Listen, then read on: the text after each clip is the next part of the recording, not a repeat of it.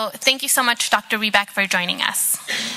Thank you for having me. Let me make sure this is... Okay. Thank you very much for having me.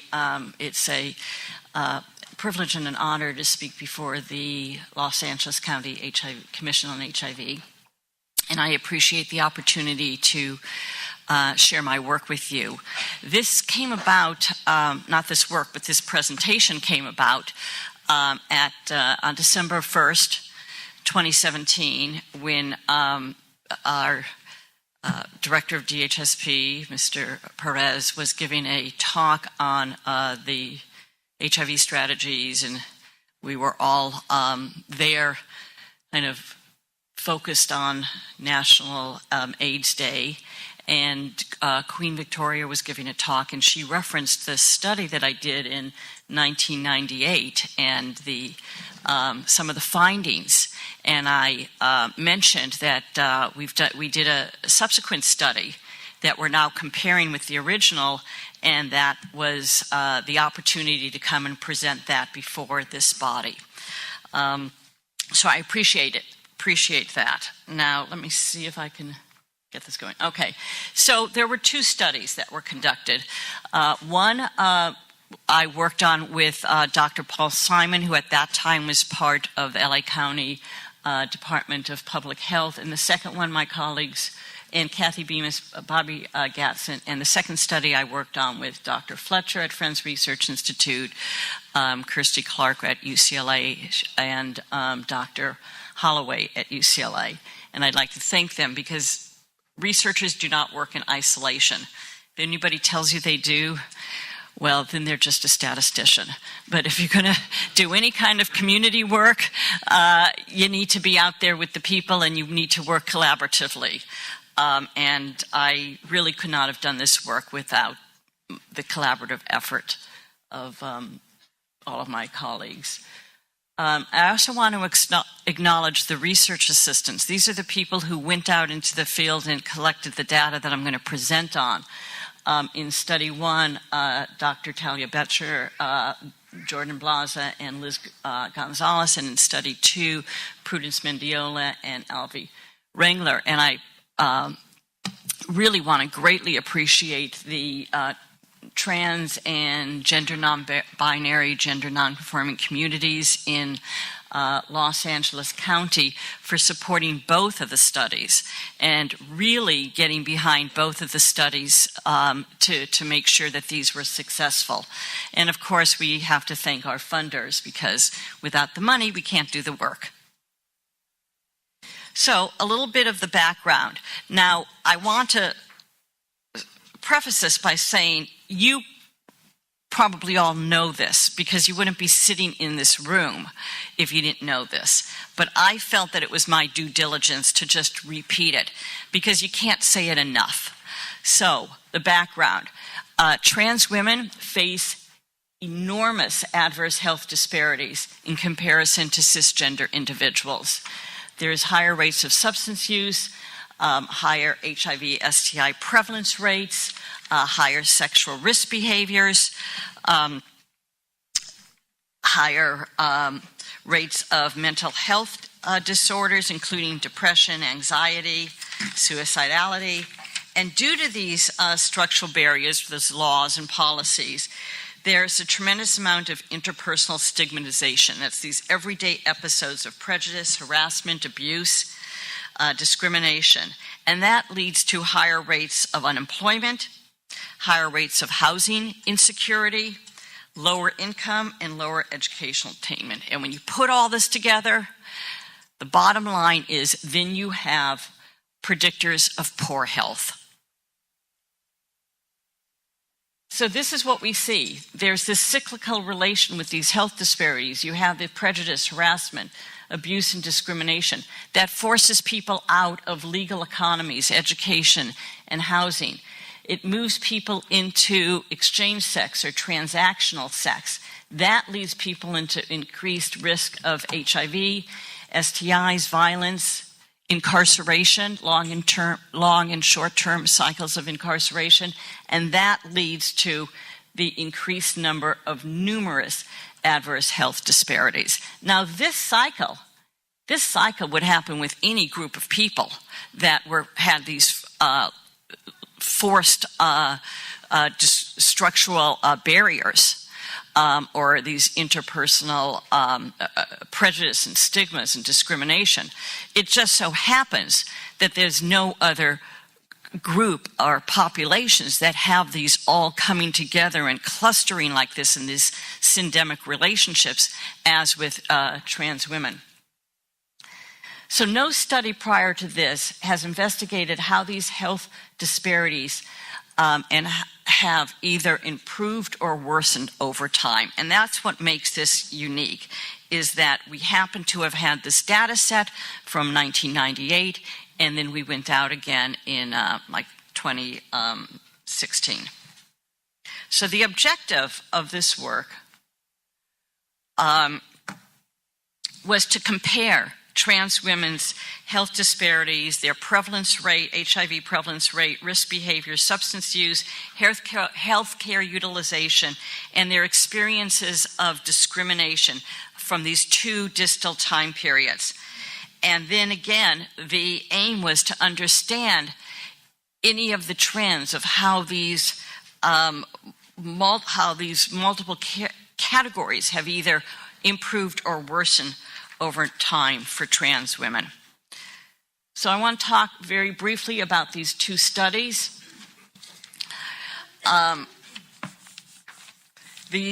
Both of these studies happened in Los Angeles County.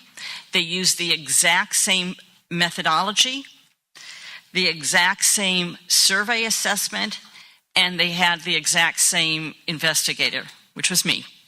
I was the investigator on both of the studies. Both used street and venue-based recruitment with trans-identified research assistants. Many of the venues were exactly the same. We also had collaborations with CBOs, and most of the CBOs were exactly the same over the time periods. One difference was in the first study, we administered the assessment on paper, and the second study, we administered the assessment via an ACASI, and it was an audio computer-assisted self-interview that was conducted on an iPad, a tablet-based assessment. Another big difference is participants were compensated $15 for the first study, and they were compensated $50 for the second study.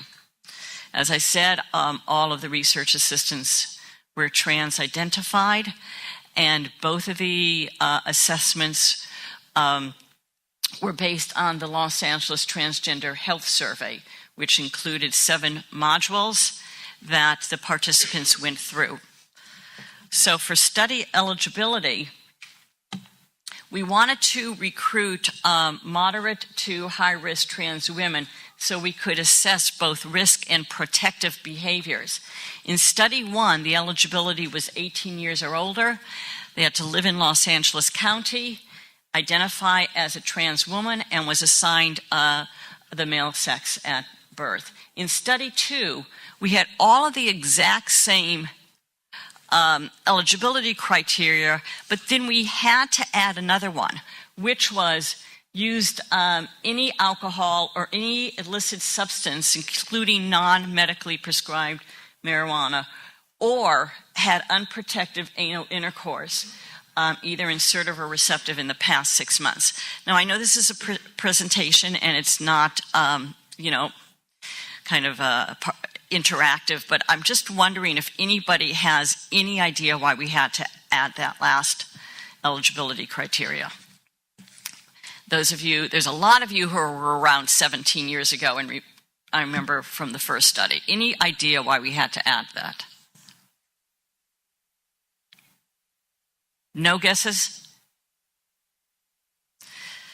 Because the trans community in the last 17 years has grown so and become so much more visible and so much more involved in many aspects of culture that when we went out in the first study, everybody that we came in contact with was stigmatized and had major forms of persecution and major health disparities. But now when we went to, if we were going to go out today, you meet a lot of trans individuals on this in different environments who are not experiencing that because there has been such a growth and spectrum of trans experiences.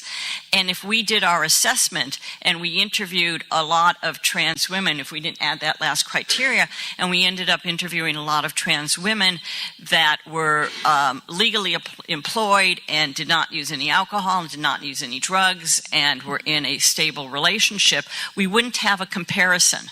We would have been literally interviewing an entirely different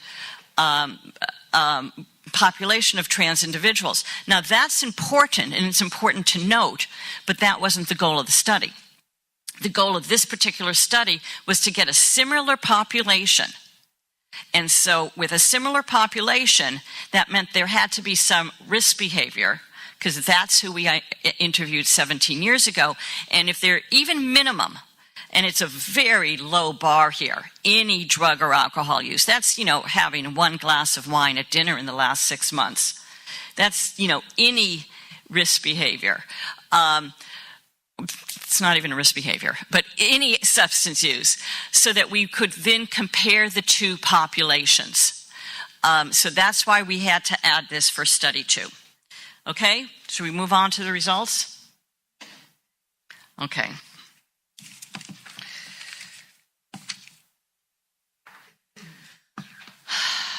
So, basically, what we've seen 17 years later is that it's a slightly older population, and it, in terms of race and ethnicity, there's more African Americans were in study 2. The equal amount of Hispanic Latinos and less Caucasian white participants in study 2. Equal amounts of people in study 1 and study 2 identified their sexuality as heterosexual and straight. For educational attainment, we see that there are less trans women who completed high school or received their GED. But there are also less that had greater than a high school education. For income, there was a significant change, and not a good change. There are far less women in study 2 who were making less than $1,000 in the past 30 days. When you look at structural health determinants,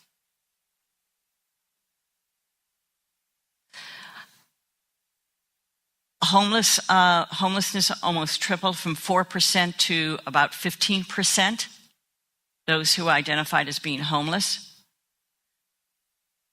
But look at healthcare insurance. It jumped from about 35% having access to healthcare insurance to 77%.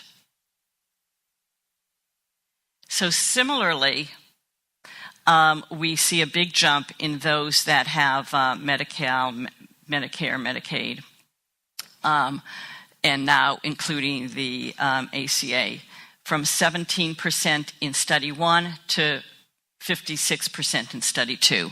So a lot more access to health care in study 2. This is the most disturbing finding in the entire study.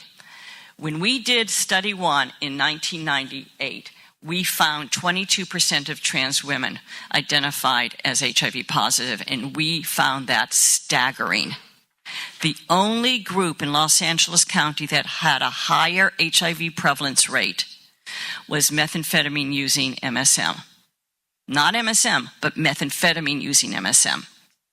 And now, 17 years later, we have 35% of the women in the study reporting, self-reporting HIV positive serostatus. So it's not surprising when the HIV prevalence rate goes up that also the STD rates also went up significantly from study 1 to study 2 with every STI, gonorrhea, syphilis, and chlamydia.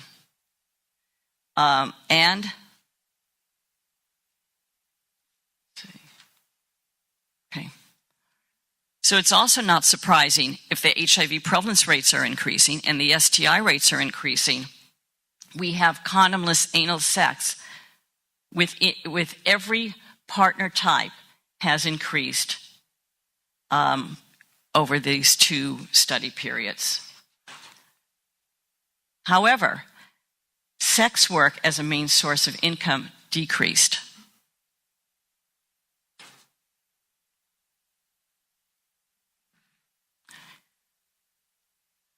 In terms of substance use, this might not be surprising. There was a significant decrease in alcohol use, but a significant increase in marijuana use. Well, we all understand why that happened. You know, you have the policy changes. So, you know, great for harm reduction. You know, probably the same amount of people are using the substances, but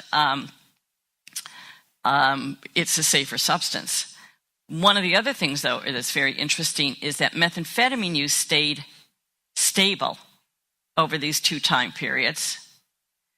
And there was a decrease in cocaine and crack, and that's related to the economics of substances in not just in LA County, but crack and cocaine prices very much increased over this time period.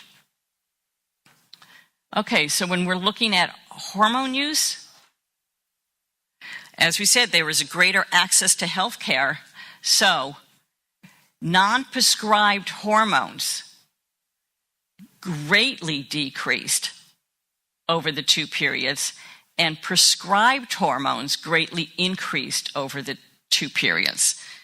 So you have access to health care, you're going to have access to your hormones, and you're going to be healthier.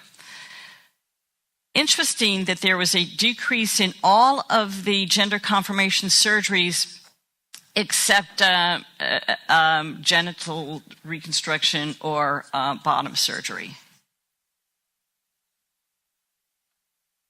Perceived discrimination and abuse.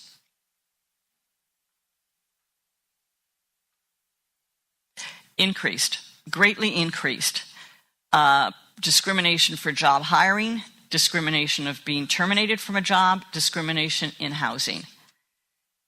And additionally, and we know this almost every time we pick up a paper these days, increased physical abuse and harassment from study 1 to study 2. So what does this tell us? In summary, let's first look at what has improved. Okay. Healthcare insurance, access to healthcare has improved. Nearly half of the participants in study 1 reported prescribed medically monitored hormones compared to only 1/5 in study 1. Non-prescribed medically monitored hormones, including these injectable fillers and oils, decreased from over 1/3 in study 1 to only 10% in study 2. And we have fewer participants reporting sex work as a main source of income. Let's look at what has worsened. Homelessness, housing instability, 3-fold increase from 4% in study 1 to 15% in study 2. Income. 50% reported a monthly income of less than $1,000 in study 1 and 84% in study 2. Elevated rates of receptive condomless anal intercourse with every sex partner.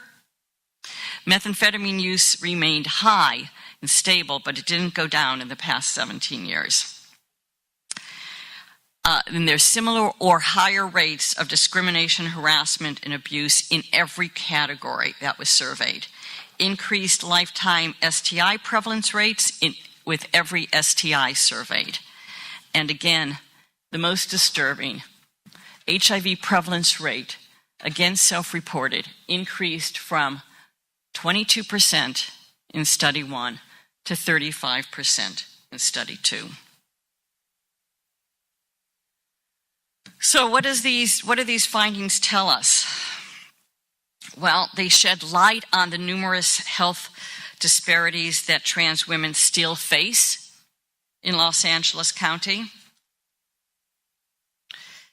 and that these health disparities stand in the way of achieving optimum or even satisfactory health outcomes.